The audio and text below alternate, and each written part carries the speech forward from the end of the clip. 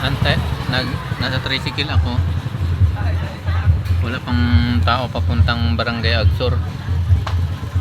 Kapag kahit mga dalawa lang, paalisin ko na yung tricycle. Bayaran ko na lang yung kulang na tao para mabilis yung pag-alis ko. Hahanapin ko pa yung taong pupuntahan ko dito kasi hindi ko kilala ang apelyido ng tao. Gary lang ang pangalan. Pangalan lang yung natandaan ko.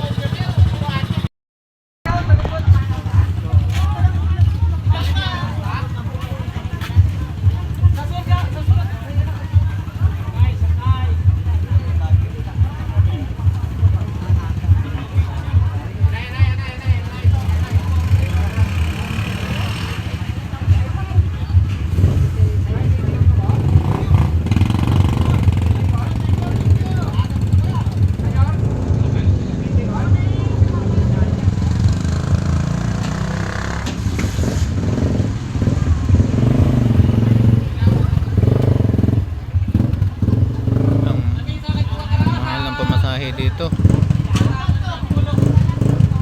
50 pala yung pamasahe papunta sa pupuntahan ko sa Barangay Agsor. Naloko na.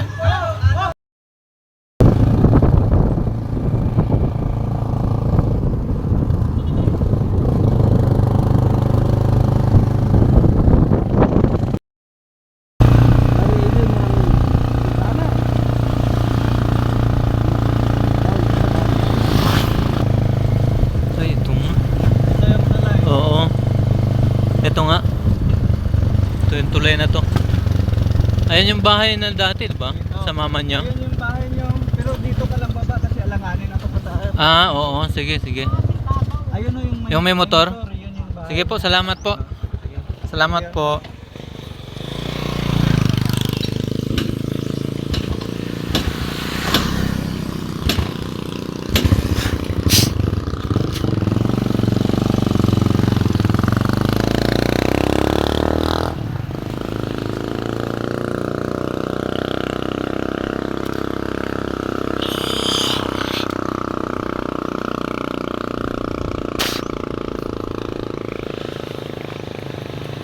Ito po yung dating bahay na pinuntahan ko noong year 2004. Buti na lang kilala din nila yung yung tricycle na sinasakyan ko, kilala nila yung Gary. Bermeo pala ang apelyido. Ayun, pupuntahan ko na may bahay daw. Ito po yung bahay ngayon ni Gary.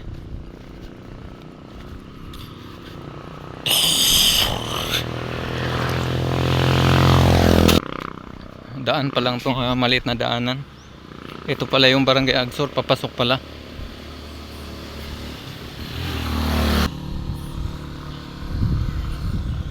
Dito magtanong ako sa bata.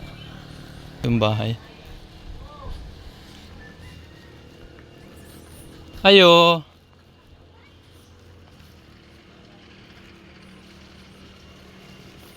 Ano bahay ni Gary?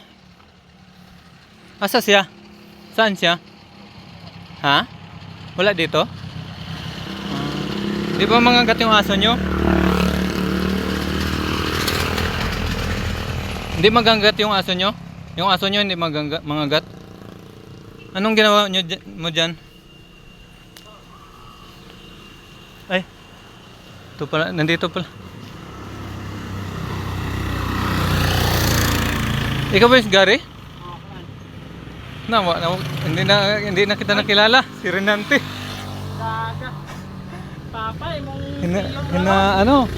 Nanap kasi yan sa mga kamag-anak niya. wala yung anak ni Meli, oh. Allah. Nanap ka sa mga tsahin mo.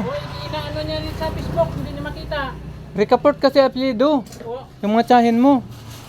Kaya pag sabi ko sa kanya pag nag-graduate siya Hindi ko naman alam yung pangalan, apelyido mo eh.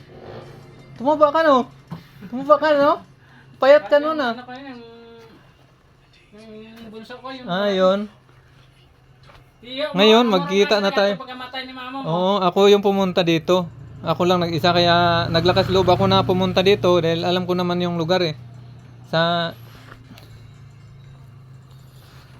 Ano na anuhan mo? Ha? Matagal ko nang sinabi na i-search niya sa Facebook. Yung- Hindi niya maano. Yung Rinanti Mapagalyardo yung ano ko. Yung sa Facebook. Hindi yung sa pinsan niya sa Cebu ba? Oo, sa Cebu nga. Mga Ricaport kasi apelido nun. Tapos sabi ko sa pagkatapos niya mag-aral, Kerden yan eh. Hmm. Kerden yung kinukuha niya. Hinanap ka ng tita mo. Nasaan ka na daw? Sabi ko, nasa ano? Ako yung nakapunta. Alam ko pupuntahan. Ang alam ko lang, Barangay Agsor. Ang alam ko, Barangay Agsor. Pero hindi ko... sa ano nga ako bumaba eh? Sa Sapian? Eh saan ka galing ngayon? Sa Manila. Ah, Hinanap ka kaya ako pumunta ako dito para ano? Para makilala ka rin namin. Kasi nung nakarang buwan, January yata, sabi ng ano mo, tita mo, asan na yung anak ni Ate Mary? Kaya sabi ko, ako lang yung may alam doon na pumunta. Kung may pagkakataon ako, pupuntahan ko doon. Bumaba ako doon sa ano, sa lungsod ng Sapian. Tapos, yung sinakyan kong tricycle, huminto doon sa pinakakanto. Papasok na ng ganun. Sabi ko, ito po ba yung papasok ng Barangay Agsor?